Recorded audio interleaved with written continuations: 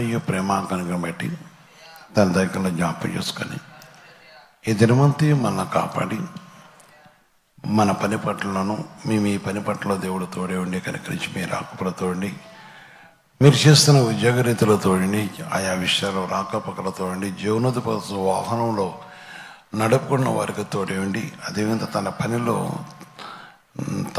నన్ను మరి నాతో పాటు అనేకులు ప్రపంచంలో పరిశీలన చేస్తున్న వారిను ప్రత్యేకించి సంబంధపడిన దేవునికి సన్నిధిలో ఉన్న నన్ను జ్ఞాపేసుకొని మనకు కరుణించిన వాడు కనుక ఆయన పరిశుద్ధ నటి రేయి మొదలు జాం పరిశుద్ధ తండ్రి సర్వోన్నతమైన దేవ మీ పరిశుద్ధ పాదాలు కొందాన్ని చేస్తున్నాం.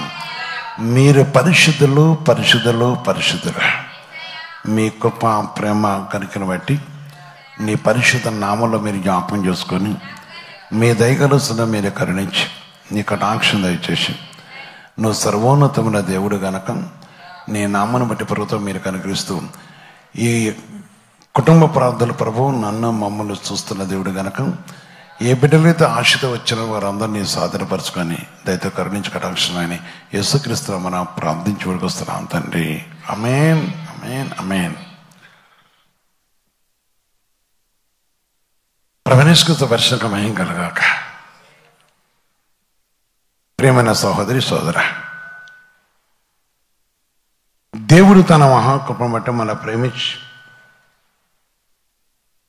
ఆయన పరిశుద్ధంలో జ్ఞాపం చేసుకొని ఈ రేయి మొదలుచాం ఈ కుటుంబ ప్రాంతంలో మన ప్రవేశం చేసిన దేవుడా, కనికరమును కటాక్షను చూపిన దేవుడా, దయను కనికను కలగజేసిన దేవుడా, తన మాట గొప్పది, తన సన్నిధి గొప్పది, తన ఉద్దేశం తన నిర్ణయం గొప్పవి. ప్రభువు నామను బట్టి ఆ విషయాలు జ్ఞాపం చేసుకొని మన ప్రేమించి అనుగ్రహించిన ఈ సమయాన్ని బట్టి ఎవరైతే ఆశతో ఆయన పాదాల దగ్గర యేసయ్య నాతో మాట్లాడతాడు, కరుణిస్తాడు, కటాక్షిస్తాడు ఆశపడి ఆర్భాటముతోనూ ఆశతోనూ తన పరిశుద్ధ సన్నిధిలో ఆశ కలిగిన ప్రతి వారిని కూడా దేవుడు చూస్తున్నాడు కనుక మరి ఈ సమయం నీ హృదయమును నీ అంతరాత్మను వెతుకుతున్న దేవుడా, ఈరోజు తన వాగ్దానంతో మన దగ్గరకు వచ్చిన దేవుడా, అంటే హృదయాన్ని అంతరాత్మను వెతుకుతున్న దేవుడు అంటే నీ హృదయం ప్రభుత్వం ఉన్నదా, నీ అంతరాత్మ ప్రభుత్వం ఉన్నదా అనే విషయాన్ని చూస్తున్నవాడు. చాలామంది హృదయాంతరాత్మల విధానాలు వేరు గనక ఆ విషయాన్ని బట్టి జ్ఞాపం చేసుకొని పరిశుద్ధ వాగ్దానం మనం చూస్తున్నప్పుడు ఈ దినమున లేక దేవుడి వాగ్దానం ఆయన శిష్యులు ఆయనను ఎమ్మడించిరి. ఆయన శిష్యులు ఆయనను ఎమ్మడించిరి. ఎమ్మడిస్తే ఏమి కలుగుతుంది, ఎమ్మడిస్తే ఏమి దొరుకుతుంది, ఎమ్మడిస్తే ఏమి వస్తుంది, ఎమ్మడిస్తే మనకేం కలుగుతుంది అనే విషయాన్ని మనం చూడాలి. తన శిష్యులు తను ఎమ్మడించారు. ఈనాడు మనం కూడా ఆయన శిష్యులుగాను ఆయన బిడ్డలుగాను ఉన్నాం. ప్రతి మనిషి విషయంలో కూడా దేవుడు చూస్తున్నవాడు. ఈ సమయంలో తన సేవకులు వేరు, స్వార్థకులు వేరు, పరిచారకులు వేరు, ఇంక చెప్పాలంటే ప్రవక్తలు వేరు, రకరకాల విషయాల గురించి మనుషుల విషయమై దేవుడు కలగజేసుకునే విషయం దేవుని ప్రేమను బట్టి, దేవుని కనికను బట్టి, దేవుని కటాక్షను బట్టి మరి తన శిష్యులుగా ఉన్నవారిని బట్టి కూడా దేవుడు మాట్లాడుతున్నాడు. ఈ కుటుంబ ప్రాంతంలో పాల్గొన్న నా ప్రియమైన సహోదరి సోదర, ఆలోచించు. ఆయన ప్రేమమూర్తి, ఆయన కనికరం గలవాడ, తన సన్నిధి గొప్పది, తన కనికరం గొప్పది. మార్క్స్ వార్త 6వ అధ్యాయము మొదటి వచనం చూస్తే దేవుని వాక్యం చెరుస్తుంది. మార్క్స్ వార్త 6 మొదటి వచనం చూస్తే పరిశుద్ధ వాక్యం చెరుస్తుంది.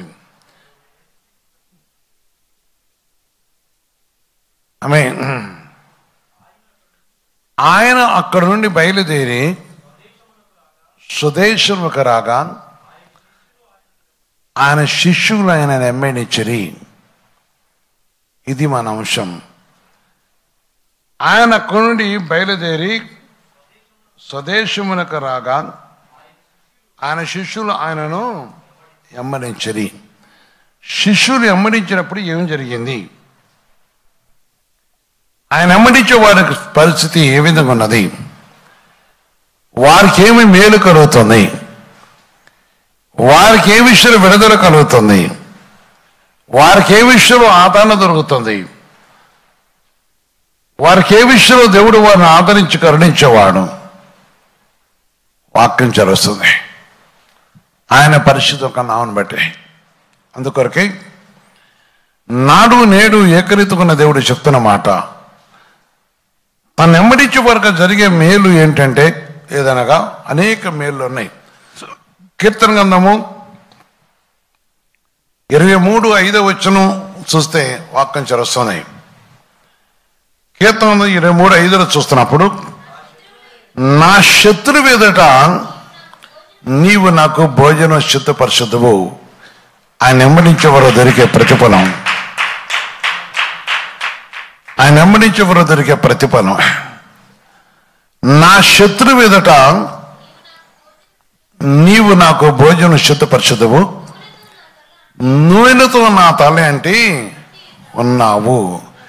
నూనెతో నా తల అంటే ఉన్నావు. నా గిన్నె నిండి పొర్లుచున్నది. అమేన్, అమేన్, అమేన్.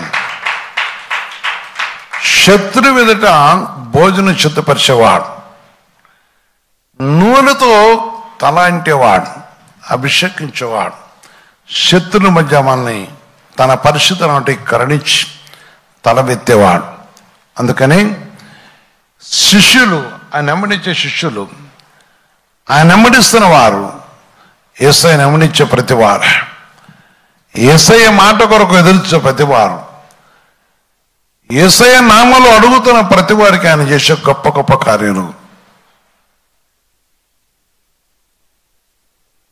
ఆయన పరిశుద్ధమైన మాటలో ఉన్న జీవాన్ని బట్టి ఇక్కడ కూడా శత్రు మధ్య నాకు భోజనం చిత్తపరచుదువు, నూనెతో నా తల అంటే ఉన్నావు. అంటే దేవుడు అభిషేకించి ఆశీర్వించి అధికారం ఇచ్చేవాడు. ఈ అధికారం అనేది దేవుడు మనకి ఇకపోతే ఆ అధికారం మనం ఎవరైతే పొందుతారో వారు దేవునికి లోబడి దేవుని మాటకు లోబడుతూ ఉంటారు. మరి ఈ సమయం ఈ విషయాన్ని చూస్తున్నాం. 6వ విషయం కూడా మాట చెప్తున్నాడు ఆయన, నేను బ్రతుకు తినమని ఏమొస్తాని, నేను బ్రతుకు తినమని కృపాక్షేమములే క్షేమములే నా వెంట వచ్చును. నేను బ్రతుకు దినమని కృపాక్షేమములే నా వెంట వచ్చును. ఎవరికి? ఎవరైతే తను వెంబడిస్తున్నారో, ఎవరైతే తను వెంబడిస్తున్నారో. వెంబడించటం అంటే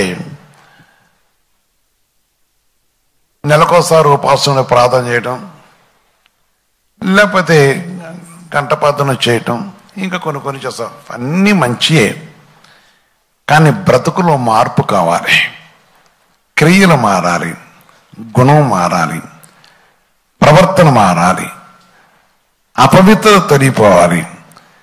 ప్రభు సన్నిధిలో ప్రవేశించినంత మాత్రం కాదు, కానీ దేవుని యొక్క పరిశుద్ధ నామను బట్టి విషయాన్ని గ్రహించాలి. వాక్యం తెలిస్తే కాదు, వెంబడించడం కావాలి. యేసు ప్రభు స్వస్థపరిచి చెప్పుకుంటూ కదా వెంబడించడం కావాలి. యేసుతో చర్చకు వస్తామని చెప్పేది కదా వెంబడించడం కావాలి. నేను ప్రభుని నమ్ముకున్న, నాకు కూడా దేవుడు స్వస్థపరిచాడు, కానీ అంత మాత్రం వెంబడించే విషయం కావాలి. వెంబడించేటప్పుడు అంతరంగంలో పాపమును, దురాత్మ క్రియలను, అపవాద ఆలోచనను, భూ సంబంధమైన ప్రేరేపణను, దేహమునకు కలిగిన మరణపు ముళ్ళు, ఆ పాప ముళ్ళను విరిచివేయపడాలి. అప్పుడు వారు వెంబడిస్తుంటారు. వెంబడించడం అంటే నీకు చాలా మంది చూస్తుంటాను, నేను కొన్ని జీవితాలు చూస్తున్నాను. దేవుని యొక్క సన్నిధి చూస్తున్నప్పుడు యథార్థవంతుల యొక్క ప్రవర్తన వేరు, అపవిత్ర ప్రవర్తన వేరు. యథార్థవంతులు చీకట్లో పనులు చేయరు. యథార్థవంతులు అంటే చీకటి పనులు, చీకటి క్రియలు కలిగి ఉండరు. ప్రభు సన్నిధిలో ఉన్నామని చెప్పి వారి యొక్క పాపమును ఆధారం చేసుకున్న వారు చాలా మంది ఉన్నారు. కనుక ఈరోజు దేవుడు చెప్తున్నమాట, ఎమ్మడించుట. యేసుని ఎమ్మడిస్తే శత్రు మధ్య భోజనం చిత్తపరిచేవాడు. ఆయన పరిశుద్ధ నామను బట్టి మనం బలపరిచేవాడు. ప్రియమైన సహోదరి సహోదర, ఆయన నామం మహిమార్థమే మనం ఆయన కలిగి ఉన్నప్పుడు ఎమ్మడించిన వారు. ఇక్కడ ప్రభు నానబడి దేవుని యొక్క వాక్యం చాలా చక్కగా చెప్తుంది. దేవుని చూస్తున్నప్పుడు 6వ వచనం అక్కడ, నేను బ్రతుకు దినములన్నయో ఏమస్తాయి? కృపయు క్షేమము. క్షేమం కలిగి జీవిస్తాం, క్షేమం కలిగి జీవిస్తాం, కృప కలిగి బ్రతుకుతాం. కృపలో ఎన్నో ఆదరణలు ఉన్నాయి, కృపలో ఎన్నో మేలులు ఉన్నాయి.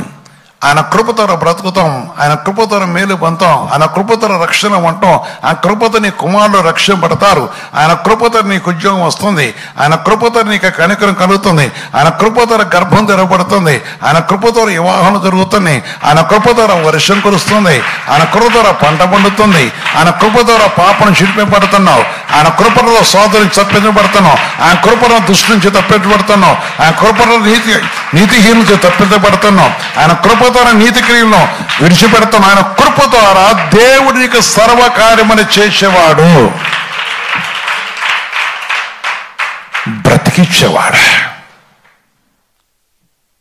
ఆయన పరిశుద్ధుడు. ఎంత గొప్ప దేవుడు! ఎన్ని కూడా కృప ద్వారా. అందుకని కృపయు క్షేమము. క్రీస్తు ఎత్తునట్టు ఎవరైతే కృపను పొంది కలిగి ఉన్నారో వారు ఏమంటే వస్తుంది? కృప పొందిన వారికి రక్షణ దొరుకుతుంది కనుక వారు స్వస్థ కలుగుతుంది, క్షేమము. వారిని వేధించే అపవాది ఉండదు, వారిని శోధించే దుష్టుడు ఉండడు, వారిని అపహాసించే లోకం ఉండదు. వారికి వేదన లేకుండా దేవుడితో తొందరపడి వారు ఏ విధం చేస్తున్న దేవుని ఆత్మను దుఃఖపరచుడు. ఆలోచించు. కృప ద్వారా జరుగుతున్న విషయం, తన సన్నిధి కాంతిలో దేవుడు చేస్తున్న విషయం. అందుకని ఆయన అక్కడి నుండి బయలుదేరి స్వదేశమునకు రాగా ఆయన శిష్యులు ఆయనను ఎమ్మడించిన ప్రతి వారికి ఏం దొరుకుతుంది? కృప దొరుకుతుంది. అందుకని కృపయు క్షేమము. ఏమన్నది?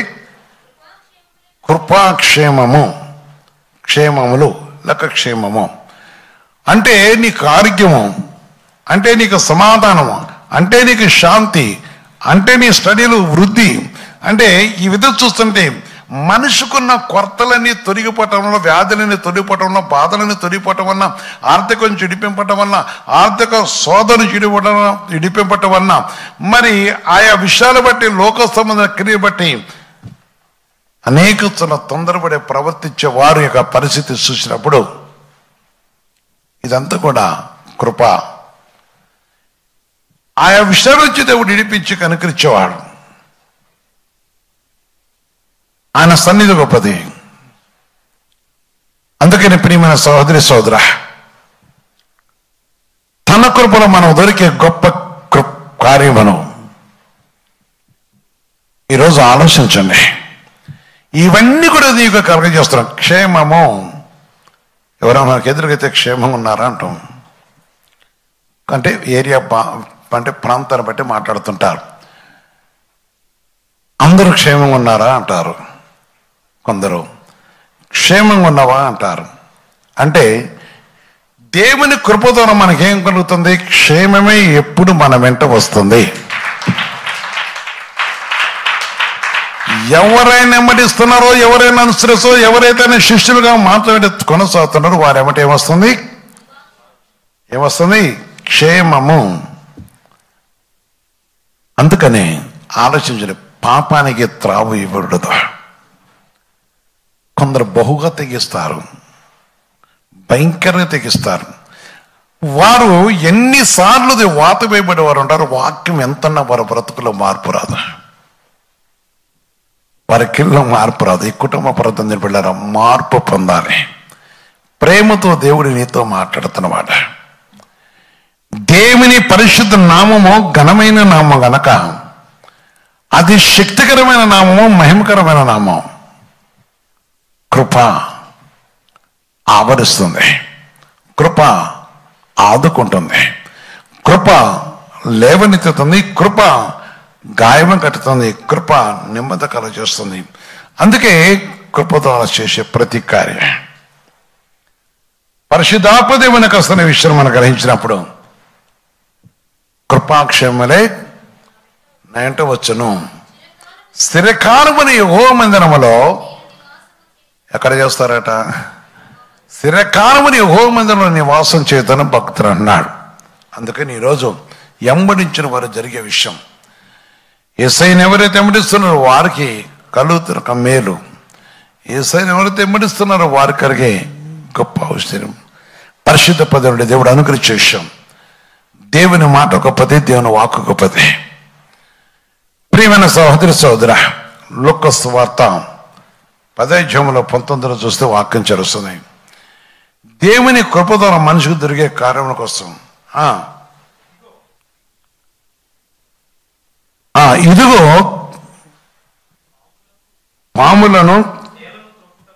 ఇదిగో పాములను తేళ్లను తొక్కుటకు శత్రు బలవంతుల మీదను, దేనికి? ఎవరికి? ఎంబడించే వారికి. వాక్యం విన్నారు దేని బట్లారా? ఈ స్వరం నీకు వినపడుతుంది, ఇంట్లో వినపడుతుంది. ఎవరిని వెంబడిస్తున్నా? ఒకవేళ లోకాన్ని వెంబడిస్తే లోకలకు వచ్చే సమస్త కీడులే వస్తుంటాయి. నువ్వు ప్రభుని వెంబడిస్తే ప్రభువు చేసిన వాగ్దానం నీ కుటుంబంలో నెరవేర్చబడుతున్నాయి. ఆలోచించాలి. ఆయన ప్రేమమూర్తి, ఆయన పరిశుద్ధమైన దేవుడా, ఆయన కరుణమూర్తి, ఆయన కనికరం గొప్పది, ఆయన కటాక్షం గొప్పది, ఆయన కరుణ గొప్పది, ఆయన ప్రేమలో జీవం ఉన్నది. అందుకే లూకా సువార్త 10:19 ఏమన్నాడు అక్కడ? ఇదిగో పాములను తేళ్లు తొక్కుటకు శత్రు బలవంతుడి మీద నీకు అధికారం అనుగ్రహించి ఉన్నాను. ఏది నీకెంత మాత్రం హాని చెయ్యవు. అమేన్, అమేన్, అమేన్. కనుక హాని చేయవు. చదువునికో మాట ఉంది అక్కడ.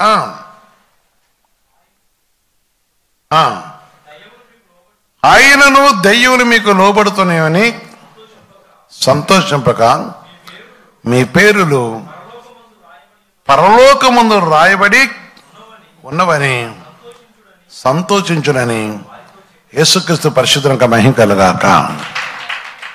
మీ పేర్లు పరలోకంలో రాయబడి ఉన్నదో లేదో పరీక్షించుకోవాలి. ఆయన వెంబడించేవారు. ఇక్కడ అమ్ముడు పోటాలు కాదు. చాలా మంది అమ్ముడు పోతుంటారు. దేనికి అమ్ముడు పోతారంటే, కొందరు పాపానికి అమ్ముడు పోతారు, రకరకాల పాపానికి అమ్ముడు పోతాం. చాలా మంది జీవితంలో సాతానికి అమ్ముడు పోతూ ఉంటారు. అంటే సాతాను చెప్పినట్టు చేస్తారు, అబద్ధం ఆడతారు, ఎన్నో విషయాలు చేస్తుంటారు. ముఖ్యంగా మరి నేను ప్రార్థన చేస్తే దయ్యం పోయింది, నేను పోతే ఇదంతా ఒక వ్యక్తి. మన పేరు పరలోకంలో ఉన్నదో లేదో పరీక్షించుకునే వాళ్ళే దేవుని సన్నిధిలో క్రీస్తు యేసుని వెంబడించేవారు. కొందరు పాపానికి, అది ఎక్కడైనా సరే పాపం మనకు ఆలోచన, పాపం బ్రతుకులు అనేది చేస్తూనే ఉంటారు. పరిశుద్ధ జోడిస్తున్నట్టుగా ఆలోచించండి. ఆయన కృపతో మనం దొరికిన ప్రతి ఔషధ్యం మనం పొందాలి. క్రీస్తు యేసు నామను బట్టి మనం దొరుకుతున్న గొప్ప ఔషధ్యం ఆలోచించు. నాడు నేడు ఏకరీతుకున్న దేవుడా, నాడు నేడు ఏకరీతుకున్న దేవుడా, ఆయన కనకచిన విషయం. అందుకని దేవుని వాక్యం మనం చూస్తున్నప్పుడు యోహాను సువార్త 8:12 చూస్తే దేవుని వాక్యం చరుస్తుంది. యోహాను సువార్త 8:12 చూస్తే కూడా దేవుని ఆకాంక్ష వస్తుంది. మరలా యేసు, నేను లోకమునకు వెలుగును, నన్ను వెంబడించేవాడు చీకటిలో నడవక, నన్ను వెంబడించేవారు చీకటిలో నడవక జీవపు వెలుగు కలుగునని వారితో చెప్పాను. ఆమేన్.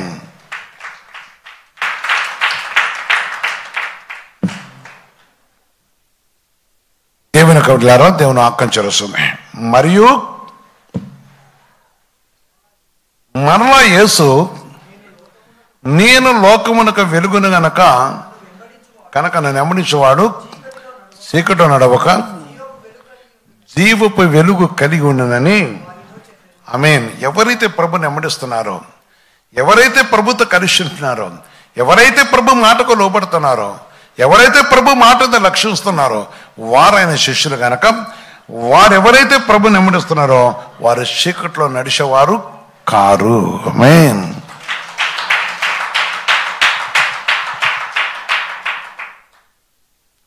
ప్రియమైన సహోదరి సహోదర, ప్రభు మాటను బట్టి చూస్తున్నప్పుడు వెంబడించేవారు. యోహాను సువార్త 12:26 చెప్తున్నాడు ఒక మాట. యోహాను సువార్త 12:20, ఒకడు నన్ను సేవించిన వెడల నన్ను వెంబడింపవలెను, అప్పుడు నేను ఎక్కడ ఉందనో అక్కడ నా సేవకుడు ఉండను. ఆమేన్. ఒకడు నన్ను సేవించిన వెడల నా తండ్రి అతని ఘనపరచును. ఆమేన్, ఆమేన్, ఆమేన్. ఆలోచించండి. సేవించాలి, ఆయన వెంబడించాలంటే ఆయన ఆజ్ఞను గైకొనాలి, ఆయన మాటను గైకొనాలి. మేము దేవునితో ఉన్నామని పచ్చబద్దలు ఆడేవారు చాలా మంది ఉంటారు. మేము దేవునితో ఉన్న పచ్చ మోసం చేసేవారు చాలా మంది ఉంటారు. దేవుడే మనకు సాక్ష్యం అని చెప్పుతూ భయంకర మోసకత్వం చూస్తుంటాం. కనుక ఈ సంబంధం అవన్నీ కూడా లోక సంబంధమని, ఎవరైతే ఆయన వెంబడిస్తున్నారో ఆయన సేవించేవారు ప్రభు సెలవిస్తున్నాడు. ఆయన పరిశుద్ధ నామను బట్టి ఈ విషయాన్ని గ్రహించి సేవించేవారు, ఆధారకరించేవారు. నేడు మనం ఈ కుటుంబ రోజులో పాల్గొన్న నా ప్రియ సహోదరి సోదర, విషయాన్ని గ్రహించి నీవెవరు సేవిస్తున్నావు, ఎవరిని వెంబడిస్తున్నావు, నీ క్రియలు ఎవరితో ఉన్నాయి? ఎప్పుడైతే ప్రభుని సేవిస్తున్నారో, ప్రభుతో కలిస్తున్నారో, ప్రభుని నిలుస్తున్నారో వారు ఏమవుతున్నారు? యేసు ఎక్కడ ఉన్నాడో అక్కడే ఉంటారు. ఆయన పరలోకంలో తండ్రితో ఉన్న కనుక వారు కూడా పరలోక అధికారం దొరుకుతుంది. అందుకే ఆయన శిష్యులు మనం ఆయన నమ్మనిచ్చినప్పుడు ఈ సమస్త అధికారాలు దేవుడు కలుగజేసేవాడు. ఆయన పరిశుద్ధం ఉంటే కరుణించగా రక్షించేవాడు. ఆయన కృపాసనం మనం జ్ఞాపరుచుకునేవాడు. యోహాను సువార్త 15:11 చూస్తే, మీ యందు నా సంతోషం ఉండవలనయు మీ సంతోషము పరిపూర్ణం కావాలనయు, ఆమేన్, ఈ సంగతిని మీతో చెప్పుచున్నాను. ఆమేన్, ఆమేన్, ఆమేన్. అందుకే దేవుని సన్నిధిలో మరి ఈ మాటను బట్టి మనం ఆలోచించాలి. తన పరిశుద్ధ నామను బట్టి మనం ఆలోచించాలి. దేవుని మాటలు 26 మరో అక్కడ యోహాను సువార్త 12:26, ఒక నన్ను సేవించిన వెడల నేను వెంబడింపవలను, అప్పుడు నేను ఎక్కడ ఉందనో అక్కడ నా సేవకుడును ఉండును. ఒక నన్ను సేవించిన వెడల నా తండ్రి అతను ఘనపరచును. ఆమేన్. నా తండ్రి అతను ఘనపరచును. సేవిస్తే తన పరిశుద్ధం అంటే ఎవరైతే తను వెంబడిస్తున్నారో, ఎవరైతే తన మార్పులు ఇస్తున్నారో, ఎవరైతే తలుస్తున్నారో సృష్టికర్తన దేవుడు వారిని గణపరుస్తాడు. సృష్టికర్తన దేవుడు వారి కార్యం చేసేవాడు. సృష్టికర్త దేవుడు వారి ఎందుకు కటాక్షించేవాడు, కరుణించేవాడు, ఆదరించేవాడు, ఆదుకునేవాడు, అవసరం తీర్చేవాడు, ఆపదను జిడిపించేవాడు, ఆయన జ్ఞానమును అనుగ్రహించేవాడు. దుష్టులతోనో పాపులతోనో ప్రియమైన సహోదర సోదర, దుష్టులతోనో పాపులతోనో కలవనిచ్చేవాడు కాడు. విడిపించి మోచించే దేవుడు, ఆయన కరుణించి కటాక్షించే దేవుడు. తన ప్రేమ గొప్పది, తన పరిశుద్ధం యొక్క సన్నిధి గొప్పది. అందుకొరకే యోహాను సువార్త 15:11 చూసినప్పుడు, నీ యందు నా సంతోషం ఉండవలననియు మీ సంతోషము పరిపూర్ణ కావాలనియు ఈ సంగతులు మీతో చెప్పుచున్నాను. నేను మిమ్మల్ని ప్రేమించిన ప్రకారము మీరు ఒకరు ప్రేమించాలంటే నా ఆజ్ఞ. బిడ్డరా, ప్రేమించుట, ఆయన పరిశుద్ధం అంటే ఆయన మాటకాన్ని లోపడి ఉంటా. ఆజ్ఞను ప్రేమించాలి, ప్రభుతో కలిసి, పరిశుద్ధాత్మ దేవుని యొక్క మాటతో కలిసి, దేవుని సన్నిధిలో మనం సేవించి, పరిశుద్ధాత్మ దేవుని యొక్క మాటకు మనం లోపడ్డవరమై ఆయన సేవించినప్పుడు దేవుడు మనం చేసే గొప్ప గొప్ప కార్యములు. రోమీయుల రాసిన పత్రిక 15:22. రోమీయుల రాసిన పత్రిక 15:22. ఈ హేతు చేతను మీ ఎద్దకు రాకుండా నాకు అనేక పర్యములు కనుక నాకు అనేక పర్యాయములు ఆటంకం కలిగాను. ఇప్పుడైతే ఈ ప్రదేశములలో నేను సంచరం వచ్చిన భాగము లేదు గనక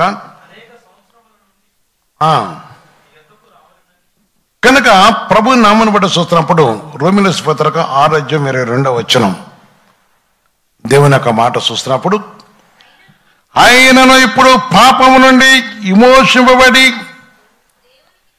దేవునికి దాసులైనందున పరిశుద్ధ కరటే మీకు ఫలము. ఆమె దాని అంతము నిత్య జీవము. నిత్య జీవాన్ని ఇస్తున్నవాడు, ఆశీర్వదిస్తున్నవాడు, దీవిస్తున్నవాడు. కనుక ప్రభువును బట్టి ఎమ్మడించే వారికి,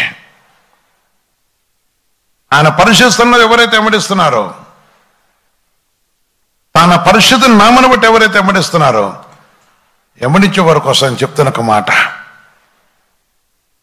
ప్రియమైన సహోదరి సహోదర, ఆలోచించు. ప్రభునందు నిలిచిన వారమై పరిశుద్ధాత్మ దేవునితో కలిసి జీవంగల దేవునిలో నిలిచి దేవునికి ఇష్టమైన వారుగాను దేవుని ఉద్దేశం నెరవేర్చేవారుగా మరి ఎప్పుడైతే ఉన్నో దేవుడు దీవించేవాడు. ఈ సమయం గొప్పది, ఆయన ఉద్దేశమున గొప్పవి, ఆయన కనికరం గొప్పదని ప్రభు మాట చేస్తుంది. కొరింథీయుల రాసిన పత్రిక 2:10 చూస్తే,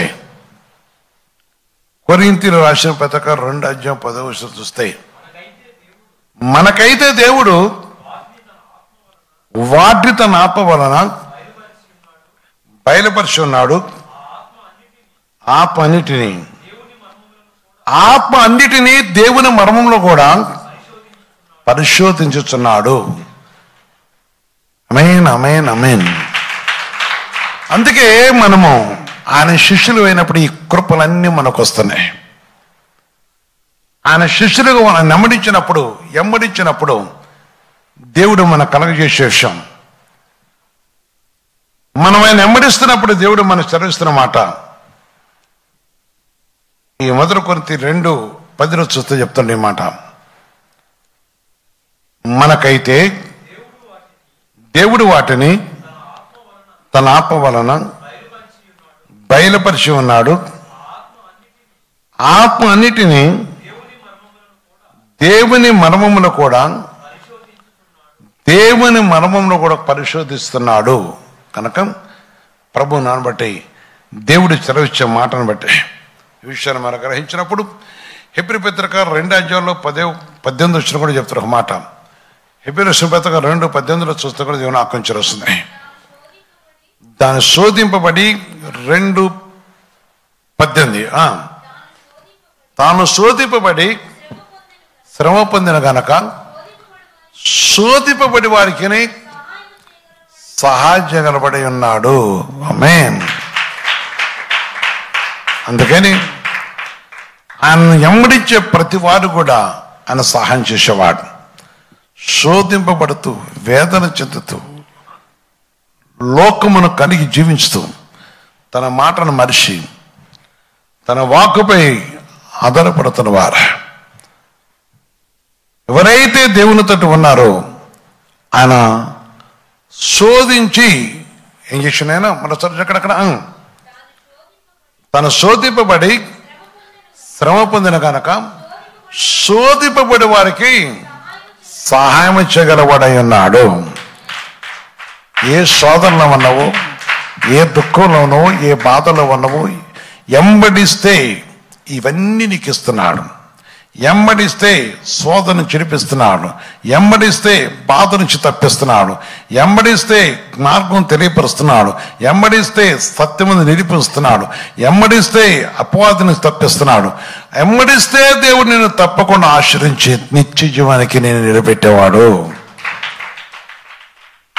ఈ కుటుంబ ప్రజల ప్రియమైన సహోదరి సోదరు, అందుకని ఆయన ఎమ్మడిద్దాం. ఆయన శిష్యుని ఎమ్మడించారు కనుక మనం కూడా ఎమ్మడించినప్పుడు ఆయన పరిశుద్ధునికి ఇచ్చిన గొప్ప బట్టి గొప్ప అవసరం గొప్ప విధానం బట్టి పరిశుద్ధాత్మ దేవుని నామను మహిమపరుస్తూ తన నామ కీర్తికలట కోసమే నీ కుటుంబంలో నిరీక్ష ఉండాలని దేవుని ఆత్మచర వస్తుంది. మోకరించిన ప్రార్థన చేద్దాం.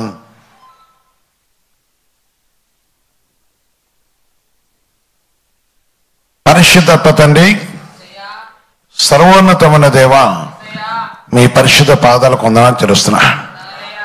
ఎవరైతే నీకు శిష్యులుగా మార్చబడుతున్నారో, ఎవరైతే నేను ఎమ్మడిస్తున్నారో వారి శోధన నుంచి, వారి వేదన నుంచి, వారి బాధ నుంచి, వారి కష్టం నుంచి, వారి విరుకు నుంచి, వారి ఇబ్బంది నుంచి, వారి శరీర బలహీనత నుంచి, శరీరంలో ఉన్న పాప భీతి నుంచి ఇడిపించే మహోన్నతమైన దేవా, పాపము నుంచి, అపవిత్ర నుంచి, అబద్ధం నుంచి, అసత్యం నుంచి నేటికి ప్రభు నీ వాక్య వింటూ బ్రతుకులు మార్చుకుని అనేకులు ఉన్నారు. వారిని బట్టి అదేవిధ ప్రభు నీ పరిశుద్ధమైన సన్నిధిలో ప్రభు నీ చిత్తం కొరకు ఎదురు చూస్తున్న వారిని నువ్వు కరుణించకు. నీ నామటి నెమ్మడించే వారిని నువ్వు కాపాడి కనుకరించే దేవుడు గనక నీ కృప సన్నిధిని అనుకరించి కటాక్షించమని, నీ దయతో మీరు జ్ఞాపించు కరుణించమని, నీ కటాక్షం కలగజేసి దీవించమని యేసుప్రభా నీ పాదాలకు వందనాలు చెల్లిస్తున్నా. ఈ రాత్రి మమ్మల్ని దర్శనంలో కలదహ మాట్లాడండి. క్రీస్తు సంఘంలో ప్రభు ఉపాస ప్రార్థన అనేకులు శిలువ పరిశుభ్రులు సహాయం చేతండి. ఇంకా తన్ని నీ పరిశుద్ధ నామం మాతో వచ్చి మనం కరుణించి కటాక్షం నీ వాక్యం బలపరి స్థిరపరచమని యేసుక్రీస్తు నామమున ప్రార్థించి వరకు వస్తున్నాం తండ్రి. ఆమేన్.